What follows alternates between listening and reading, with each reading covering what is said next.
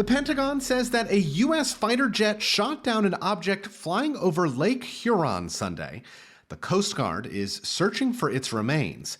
Officials said it was shot down over Michigan, but appeared to land in Canadian water. The Canadian Defense Minister says that Canada supported the object's downing and will continue to work with the U.S. The U.S. also shot down objects over Alaska on Friday and Canada on Saturday. Those followed the February 4th downing of what the U.S. called a Chinese spy balloon, a characterization that the Chinese Ministry of Foreign Affairs has denied. U.S. officials say that balloon's incursion has forced the North American Aerospace Defense Command to more closely examine radar data and step up the defense of its airspace.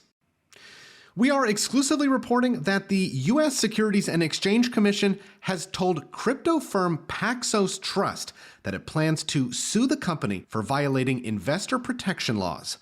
That is according to people familiar with the matter who say that the notice alleges that Binance USD, a digital asset issued and listed by Paxos, is an unregistered security.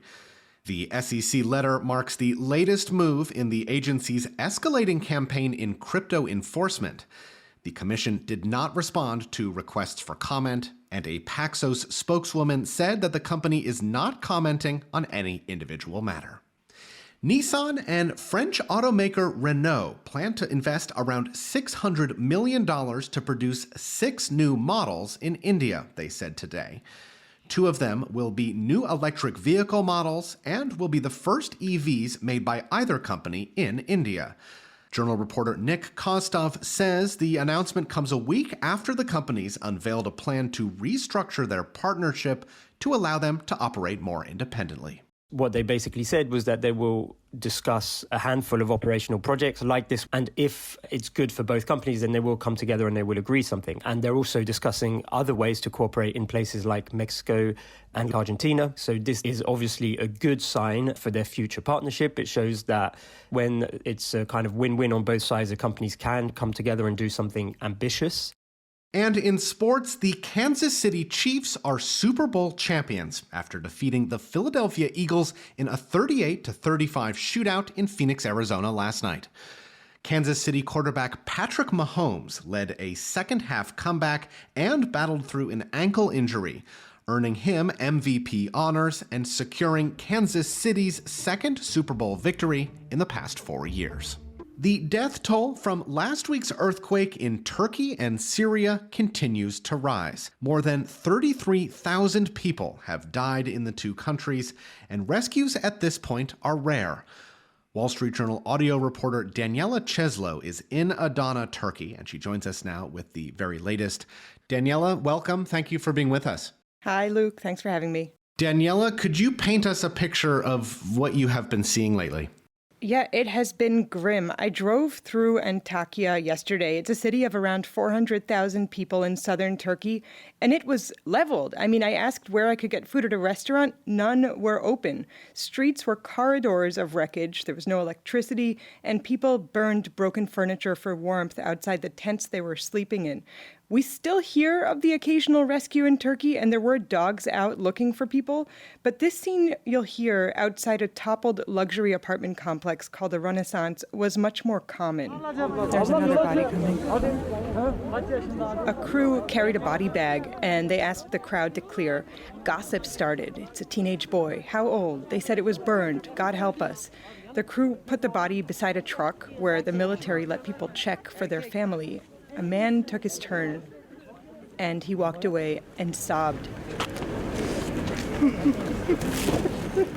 And Luke, there remain many, many people trapped under rubble, and we're going to see that death toll keep rising as they're found. Daniela, it is obvious that people there are devastated, but I gather anger is becoming a prevailing emotion now as well. Yeah, rage is building among people who lost family. Suna Öztürk is 57. Her daughter and 2 grandsons are still trapped in the Renaissance building. Belediye başkanlığı, hepsi işte sorumlu. And she says the mayor, the contractors, they should all be held responsible. Authorities have said they arrested 131 people suspected in what the government calls crimes connected to deaths and injuries in destroyed buildings. One was a builder of the Renaissance. His name is Mehmet Coşkun, and he was arrested at Istanbul airport on his way to Montenegro. He says he built according to code. We've been also speaking to experts in Turkey and overseas. The head of the Chamber of Civil Engineers in Ankara, Taner Yüzgek, told us collapsed buildings nearly always have some kind of human error. It might be poor concrete quality, it might be poor workmanship, or being built on watery soil. And there are also political factors. The Turkish government implemented strict earthquake codes after the deadly 1999 quake, but since then, it's granted zoning amnesties again and again, and hundreds of thousands of buildings were legalized even though they didn't comply with the rules. From your reporting, Daniela, are you getting the sense that people are receiving now what they need in order to survive? They need a lot, you know? In the cities affected by earthquakes, tents are going up and rescue workers are handing out food and blankets. I visited a Toyota dealership that was damaged but not destroyed in Antakya. Volunteers had taken over, and we can hear them here sorting through donated clothing and blankets that was piled in the showroom that once held cars. Outside, they cooked pots of rice and meat stew. But it was the tip of the iceberg, and people from surrounding villages lined up asking for food and generators and heaters because aid had been slow to reach them. I spoke to a volunteer named Esma Gulum. In her normal life, she's a real estate agent. Elden geldiği kadar. Hani ben de başkanımızın dediği gibi She said her people skills were helpful because survivors were getting angry, and she was trying to line up empty homes for victims to live in. Finally, Daniela, what will you be watching for in the coming days as this recovery plays out? Beyond the grim task of finding and burying the earthquake victims, the other immediate priority is finding places for people to live. Millions can't go home because this earthquake left even the standing buildings covered in cracks. President Recep Tayyip Erdogan has ordered university students to turn over dorm rooms to survivors, and we're seeing reports of cruise ships and ferries being converted into housing too. Erdogan has promised financial assistance to the victims, but it hasn't come through yet. He is facing rising criticism of his handling of this earthquake. Rescue services he consolidated were overwhelmed by this disaster. At the luxury complex I visited, we heard it took government teams until the second day to arrive. He's months ahead of national elections in mid-May, and how this earthquake unfolds will be critical to his political survival. That was Wall Street Journal audio reporter Daniela Cheslow in Adana, Turkey. Daniela, thank you so much. You're welcome. Coming up, what will it take to get U.S. inflation down to the Fed's 2% target? We'll look at some of the leading factors after the break. But first, U.S. fighters have now shot down 4 flying objects in just over a week, something unheard of outside of war.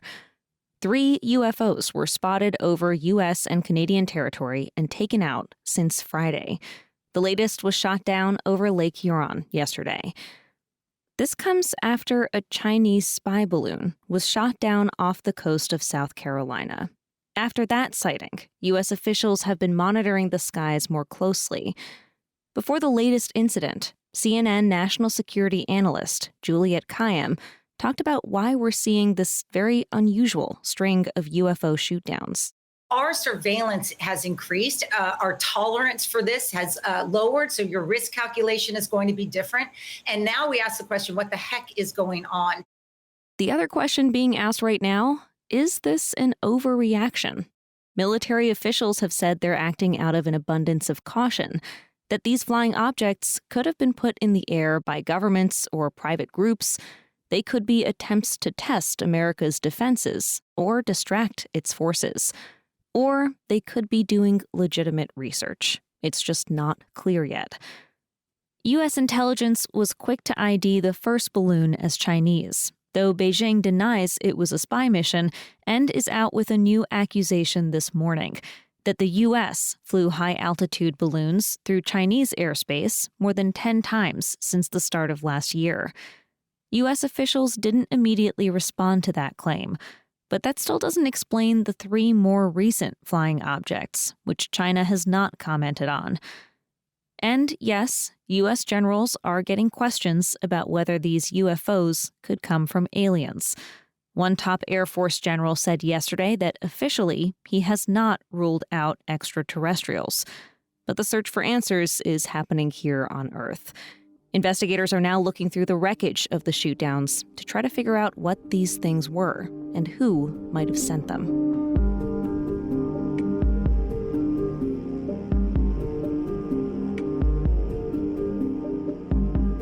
Let's take a look at some other developing stories around the world where the main focus is the earthquake aftermath. Rescue teams are working in Turkey and Syria with reports of people being found alive in collapsed buildings, even today, 1 week after the earthquakes hit. But hope for finding more survivors gets lower as the hours pass. More than 36,000 people have died. UN Undersecretary General for Humanitarian Affairs, Martin Griffiths, visited the area to put out an urgent call for more aid. What happened here on Monday, the epicenter of the earthquake, was the worst event in 100 years in this region. The need for aid is dire because even those who survived still face danger. The winter weather is harsh, and there aren't enough shelters to replace the destroyed buildings. Infrastructure is heavily damaged, cutting the flow of food, water, and medicine. Aid workers are shipping in rabies and tetanus vaccines, trying to stem the spread of infections.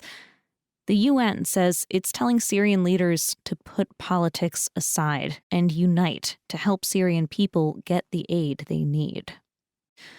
Let's turn to Ukraine, where recent Russian troop movements and airstrikes have Ukrainian forces expecting a major new offensive. This week, the U.S. Secretary of Defense meets with Western allies about more aid to Ukraine. A hot topic will probably be whether to give Ukraine fighter jets. The country has been asking for them for a long time, but allies have been reluctant to send weapons that could strike deep into Russia. The worry is that Moscow could see providing planes as a dangerous escalation. And some developments in Washington. An FBI search of Mike Pence's Indiana home turned up several documents, including some classified material. His office says the former VP is fully cooperating with investigators. Separately, Pence was given a subpoena by the special counsel investigating Donald Trump's role in the January 6th attack and his handling of classified documents.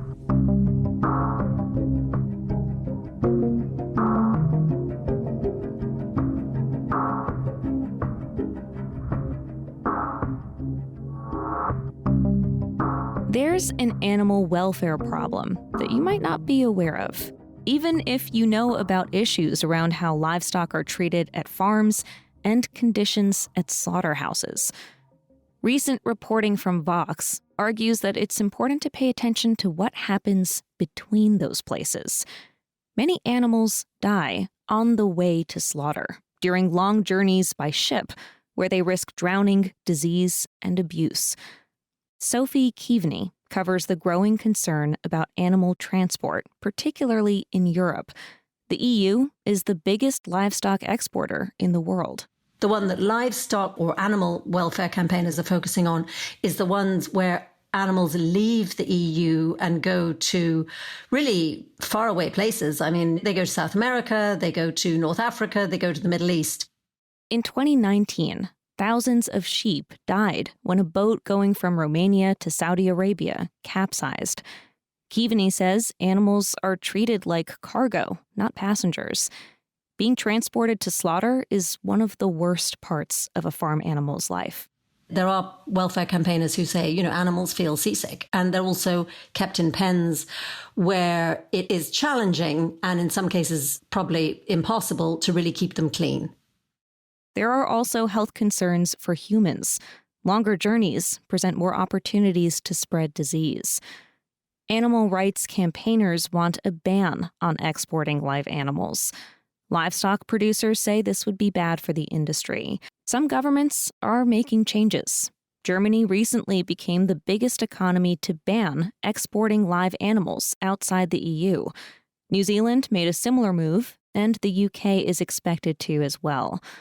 The German government is calling for more countries to follow its lead. saying it cannot stand by while animals suffer. Super Bowls are sometimes boring blowouts, but not last night's matchup between the Kansas City Chiefs and the Philadelphia Eagles. There was lots of scoring down to the very final moments. With 11 seconds on the clock and the game tied at 35, the Chiefs had to nail this. People who had money on the Chiefs cashed in when they won the championship. The gambling industry estimates that a record $16 billion was bet on the game. Dozens of states have legalized sports betting in recent years. And at the much-anticipated halftime show,